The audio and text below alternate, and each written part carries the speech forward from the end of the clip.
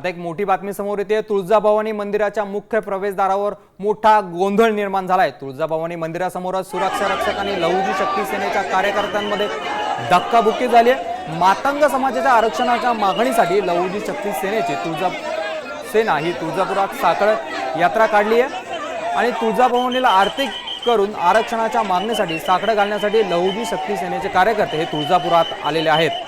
मंदिर सुरक्षा रक्षक आणि कार्यकर्त्यांमध्ये मंदिराच्या प्रवेशद्वारावरच मोठी धक्काबुक्की झाली आहे। मंदिराच्या राजे शहाजी महाद्वारावरच सोडण्याच्या कारणावरून बाचाबाची आणि धक्काबुक्की झाल्याने प्रचंड गोंधळ निर्माण झालाय।